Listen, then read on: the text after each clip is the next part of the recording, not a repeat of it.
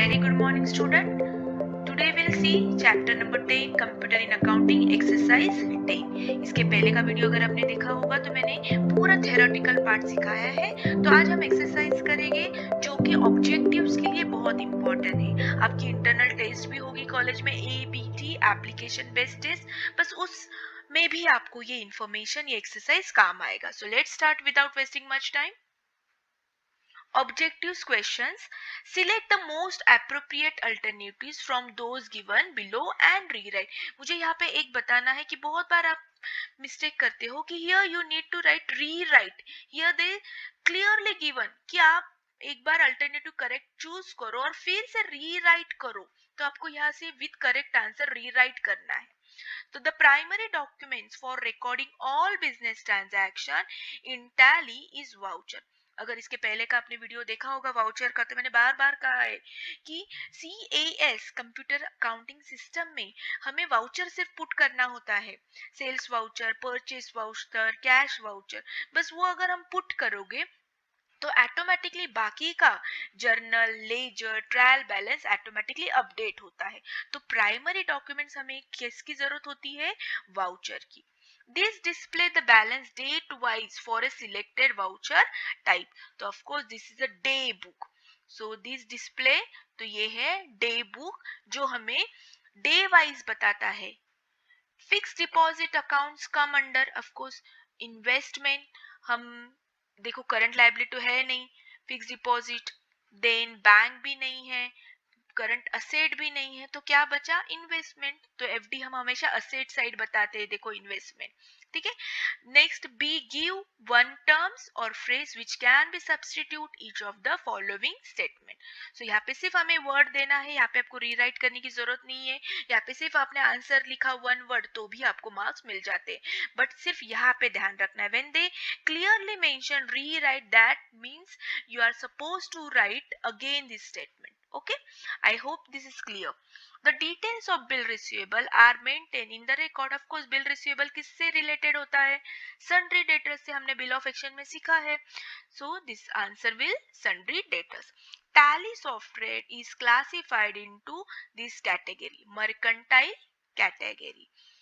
The short key used to save or accept the information. So हम उसे कहेंगे control ए। मतलब अगर हम डायरेक्टली कंट्रोल ए प्रेस करेंगे, कंट्रोल का बटन और ए, तो हमें क्या मिलेगा? हम इमीडिएटली सेव करेंगे। ठीक है। जैसे देखो अगर आपने MS वर्ड यूज किया रहेगा, MS एक्सेल यूज किया होगा, तो उसमें हम कंट्रोल S करते हैं। अगर कॉपी करना है तो कंट्रोल C करते हैं। ठीक है। तो वैसे टैली में भी क्या होता है? शॉर्ट कीज होते हैं।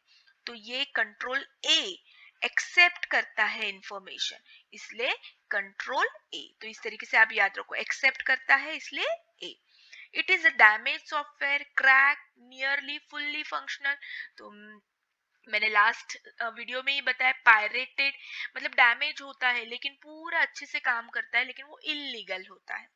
The process by which all calculation automatically done by कंप्यूटरिंग।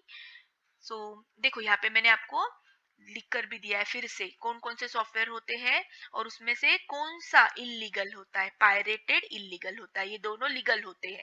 ये कुछ लिमिटेशंस होते हैं, कुछ डेज के लिए फ्री होता है, और यहाँ पे हमें पैसे पे करना होते हैं।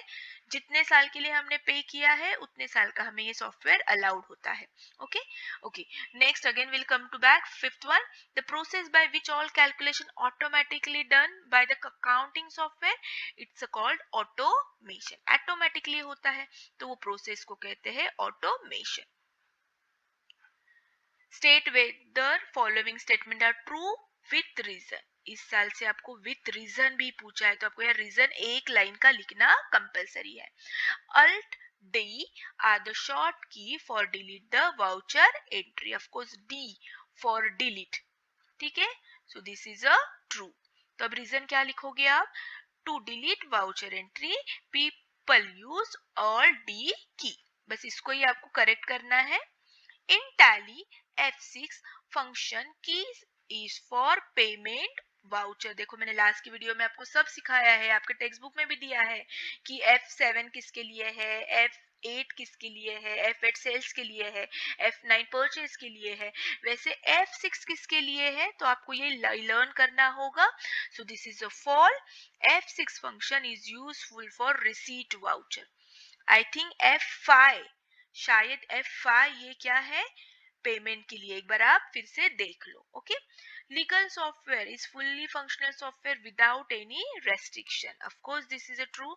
अगर हम पैसे देके कोई सॉफ्टवेयर खरीदते हैं तो वो फुल्ली फंक्शनल भी होता है एंड विदाउट एनी रेस्ट्रिक्शन भी होता है और लीगली अलाउड होता है. Salary account comes under indirect expenses. Of course this is a true because अच्छा इसका reason आप लिखो. Third one का the basis of legal software fully functional, safe, legal, so one can use this kind of software without any hesitation and restriction. Of course पैसे पे किए हैं तो वो बिंदास ये सॉफ्टवेयर यूज कर सकता है. We'll move to the next. Fourth one, salary account comes under indirect expenses. It's true. 11 में भी सीखा है हमने. Not related with the production. So this is considered as a indirect expenses. देखो, when expenses are related with the production, they known as a direct expenses, but salary does not fall in the category, so it comes under indirect expenses. अगर अपने final account किया होगा तो final account में हम profit and loss में लिखते हैं सैलरी. एंड वेजेस अगर होगे तो वेजेस हम ट्रेडिंग अकाउंट में लिखते हैं because wages are given to the workers are directly related with the production. So wages are direct expenses and salary indirect expenses. Okay. We'll see the fifth one. Accounting software may not be customized to meet the special requirement of user. False. हमने last video में ही देखा है हम customise कर सकते हैं अपनी special requirement. जिस तरीके से अपनी रिक्वायरमेंट है उस तरीके से हम कंपनी से डिमांड कर सकते हैं. उसको एक्स्ट्रा पैसे ऑफकोर्स पे करना होते हैं. सिंपल जैसे ड्रेस हम रेडीमेड लेकर आते तो उसमें हमें कोई चॉइस नहीं होता है.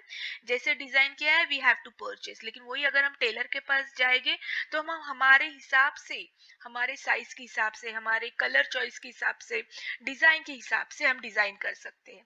ओके. सो ये सॉफ्टवेयर में भी होता है.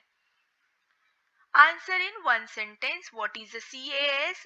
स्टार्टिंग में ही मैंने आपको बताया है computerised accounting system which help business to run accounting process and make it user friendly with automation. User friendly मतलब क्या, जिसको बहुत ज्यादा कंप्यूटर का नॉलेज नहीं है वैसा बंदा भी ये आराम से यूज कर सकता है with a little knowledge.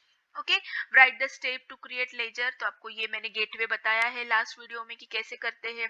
Gateway of tally का स्क्रीन ओपन होता है, देन वहां पे पाथ गेटवे टू टैली होता है, अकाउंट इंफॉर्मेशन होता है, उसमें जाकर लेजर, सिंगल लेजर, देन कौन सा अकाउंट क्रिएट करना है, एवरीथिंग इज गिवन. सो ये आप लास्ट वीडियो एक बार देखो तो आपको समझ में आ जाएगा.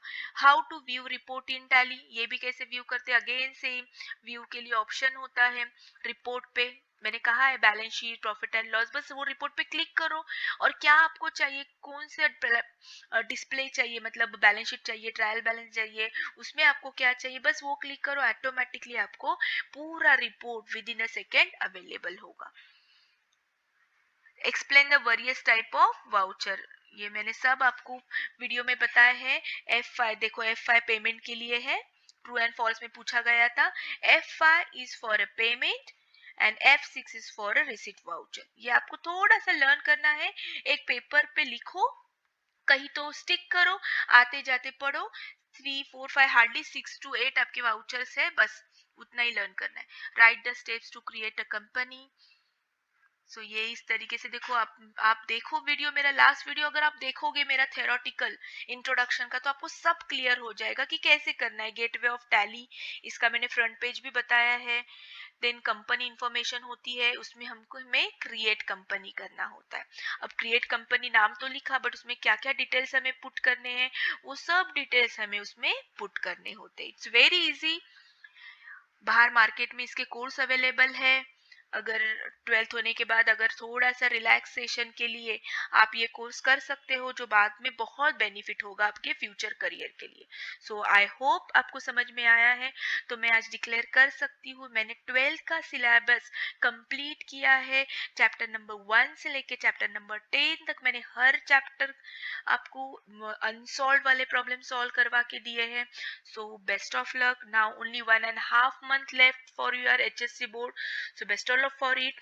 और मुझे पॉसिबल होगा तो मैं बोर्ड एग्जाम्स के कुछ वीडियोस डेफिनेटली अपलोड करूंगी। जैसे मुझे बोर्ड से इंफॉर्मेशन मिलेगी मैं डेफिनेटली आपको अपडेट करते जाऊंगी। So thank you so much, have a nice day, bye bye.